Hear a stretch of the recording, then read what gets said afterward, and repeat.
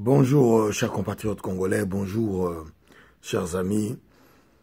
Jim Djunga Podiampolo Pene Djunga, vice-président de Unique France. Nous sommes avec le docteur Georges Aloula. Je viens aujourd'hui pour vous parler de points qui nous intéressent aujourd'hui par rapport à l'évolution de la situation de notre pays et voir un peu qu'est-ce qu'il faut qu'on en tire un peu comme leçon. Je vais parler de la légalité. Il y a une chose qui est aujourd'hui un peu compliquée dans les milieux politiques congolais, c'est que nombre d'entre nous pensent que nous pouvons nous passer des règles. Ça, c'est quelque chose qui n'est pas possible. C'est-à-dire, personne aujourd'hui, en tout cas dans nos milieux, n'a le droit de fonctionner hors la loi. À part quelques cas de force majeure, mais non. Ça crée toujours des énormes problèmes. Je prends en exemple ce qui s'est passé en Espagne. Quand vous suivez les commentaires des journalistes, on appelle la personne qui est le président de la région autonome de Catalogne, ils disent président catalan, président de Catalogne, etc. La façon dont ils le disent, c'est comme si la Catalogne était devenue un État différent de l'Espagne. Or, dans un État démocratique constitué, je pense qu'il y a des règles à suivre. Et la chose que je veux relever pour que tous on soit dans le même diapason, c'est que en organisant cette consultation, les responsables de la région catalane se sont mis hors la loi. C'est-à-dire qu'ils n'ont pas respecté la Constitution. Peut-être que ça demandait des négociations plus longues, mais ils n'ont pas respecté la Constitution et ils ont essayé de passer par la force. Nous ne sommes pas dans un régime dictatorial. Hein? Pour ceux qui connaissent un peu l'histoire de l'Espagne, nous ne sommes pas dans un régime dictatorial. Donc, le point de base sur lequel les gens doivent commencer la discussion, c'est voir la légalité de cette action. Or, dans la réalité que nous voyons aujourd'hui, avec les éléments que nous avons, en termes constitutionnels, les représentants de la région catalane n'ont pas respecté la loi. Ils ont fait un vote illégal.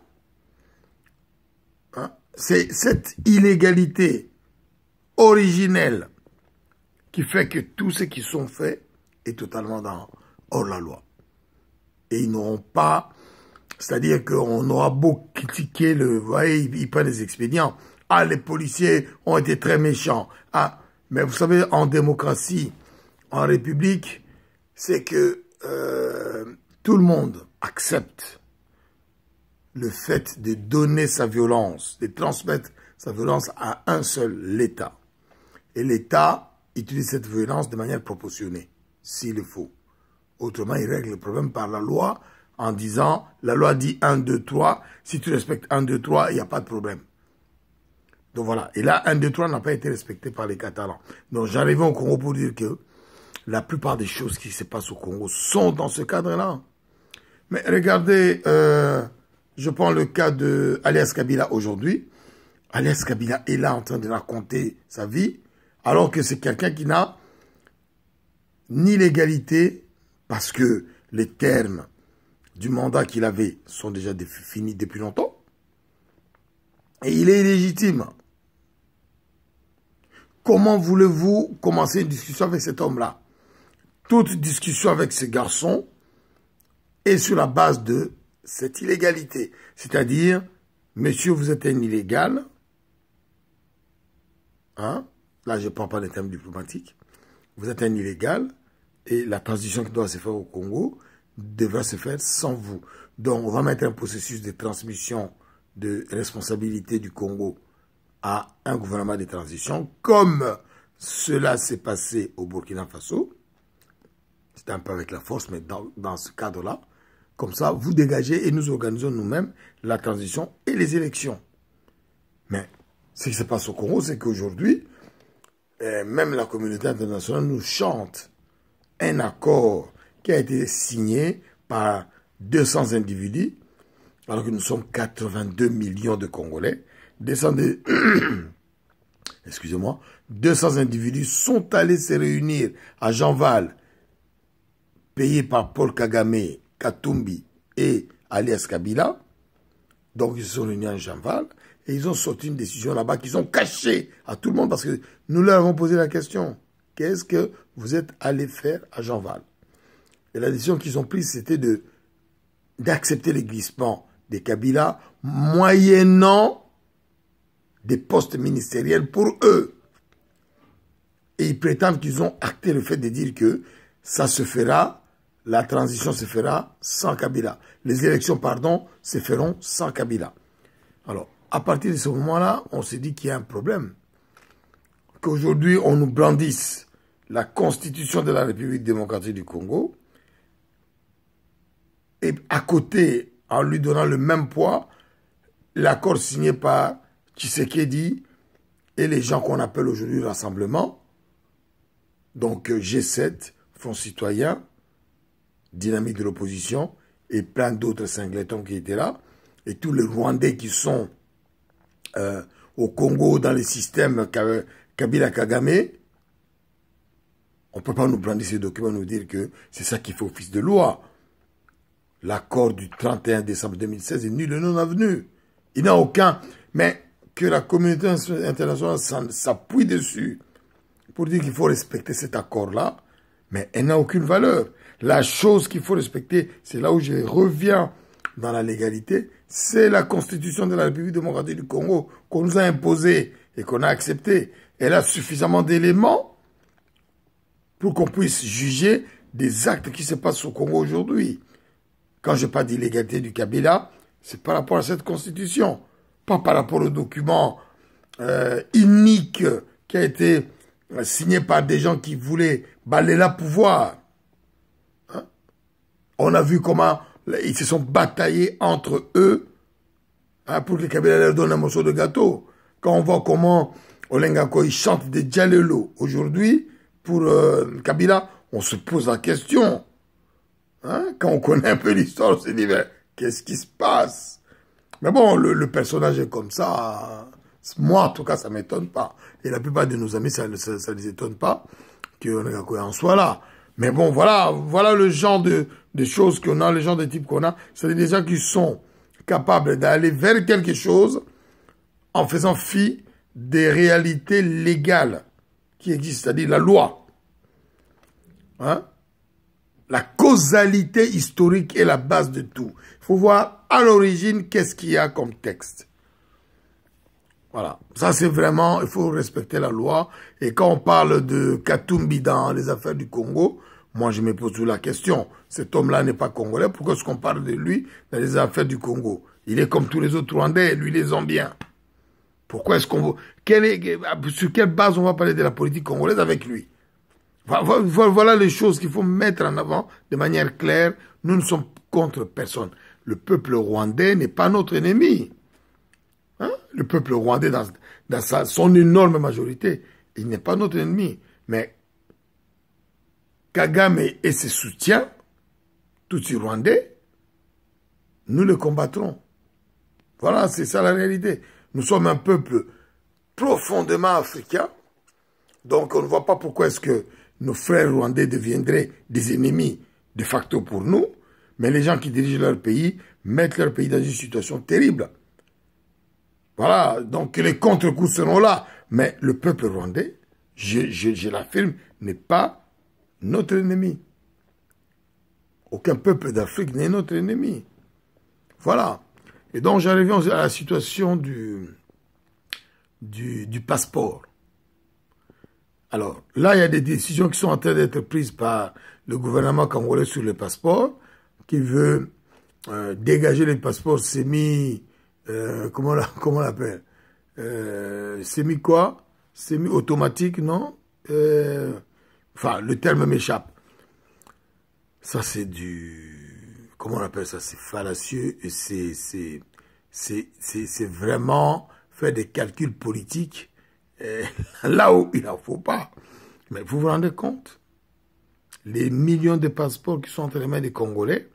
Et ces gens-là décident, pendant une période intermédiaire, une période trouble, ils décident de changer les passeports biométriques, semi-biométriques, pour faire des passeports biométriques. Et ils vous disent, oh, vous allez payer 100 € le nouveau passeport biométrique, et au lieu de 185. Mais on n'est pas... Les magouilleurs qui dirigent le Congo doivent savoir qu'on n'est pas né hier. Là, le seul objectif qui est visé par cette pseudo-loi, qui n'a aucune valeur simplement parce que les gens qui prennent cette loi ne sont pas légitimes. Hein? Et on voit le calcul politique qui est derrière.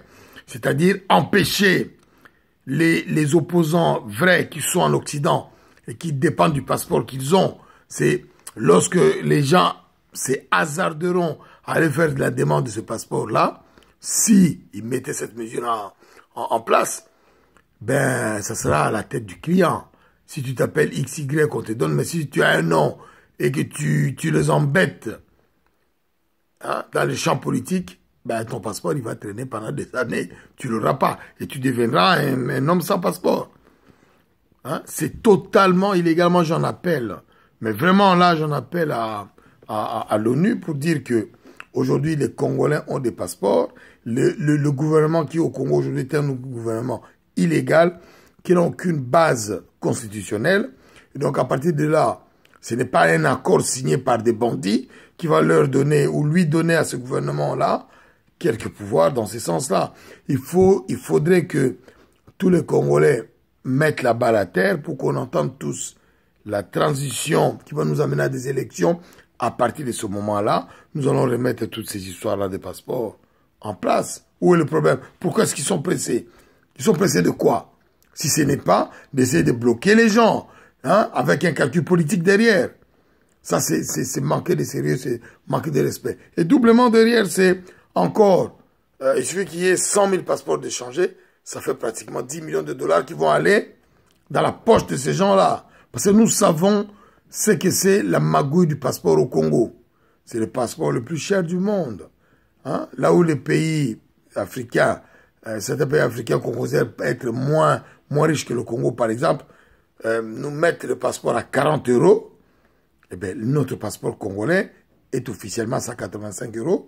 Mais si vous prenez n'importe quel Congolais qui est en Europe, il a payé plus de 300 € pour avoir ce passeport-là.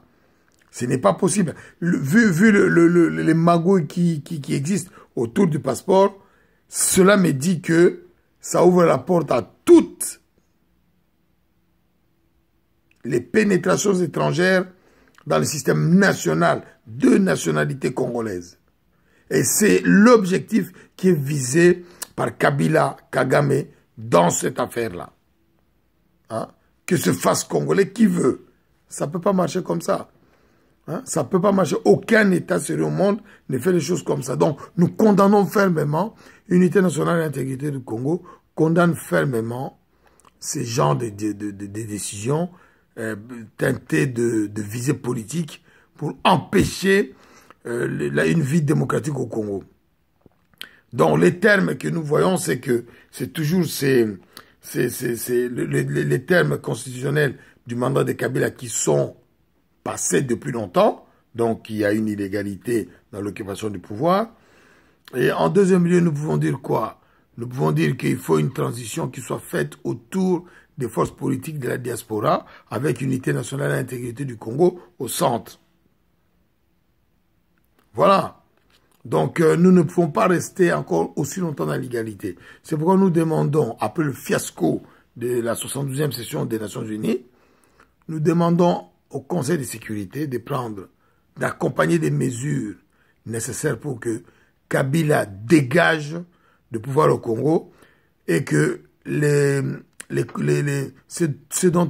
qu'on nous reprochait des années 60, en tout cas le Congo belge, qui n'avait pas de cadre, nous avons les cadres, et vous savez. Donc moi, je demande aux États-Unis, à la Russie, à la Chine, à la France, à l'Angleterre, de mettre tout en branle pour que alias Kabila ne continue pas à nuire. Parce qu'au Congo, on n'en peut plus. On n'en peut plus. On n'en peut plus.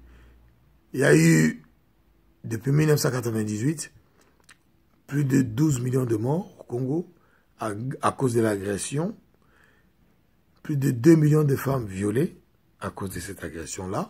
Là, le viol a été utilisé par Paul Kagame comme arme de guerre. Et l'État congolais fait tout pour créer des foyers de tension au Congo. Et quand nous voyons ce qui se passe dans le Kasaï depuis 2016, on est à plus de 15 000 morts. C'est inacceptable. C'est un massacre gratuit de population avec une violence inouïe. Ce sont des troupes rwandaises vêtues de tenues militaires de la FARDC qui sont en train de commettre ces exactions, ces massacres de population. Et ce sont ces troupes rwandaises qui ont massacré Michael et sa collègue onusienne, les 2 experts onusiens. Ce sont des gens qui ont été envoyés par Paul Kagame et Kabila qui ont exécuté ces personnes-là. Parce qu'ils ne voulaient pas que la vérité sur ce qui se passe au Kasaï soit connue. Hein? Et je finirai en disant que le peuple congolais doit se saisir de toutes les occasions nécessaires que lui donne l'article 64 de la Constitution. C'est-à-dire qu'il faut empêcher par tous les moyens nécessaires les gens qui s'accaparent de pouvoir au Congo et qui veulent l'exercer de manière totalement illégale. Alias Kabila et tous les systèmes qui sont en place sont dans ce cas-là. Paul Maurice Jim Djunga, Pene Djunga, vice-président de Unique France. Nous sommes ensemble avec le peuple congolais et nous n'arrêterons pas ce combat et nous ne l'arrêterons que lorsque Kabila sera mis hors d'état de nuire. Nous en appelons encore aux membres du Conseil de sécurité, États-Unis, Russie, Chine, France, Angleterre, pour nous aider. Ce n'est pas parce qu'on est incapable, mais parce que les problèmes se situent au niveau du droit international. Il est urgent que vous interveniez pour que Kabila arrête de tuer les Congolais et que cette illégalité qu'il met en place comme système de fonctionnement finisse. Merci.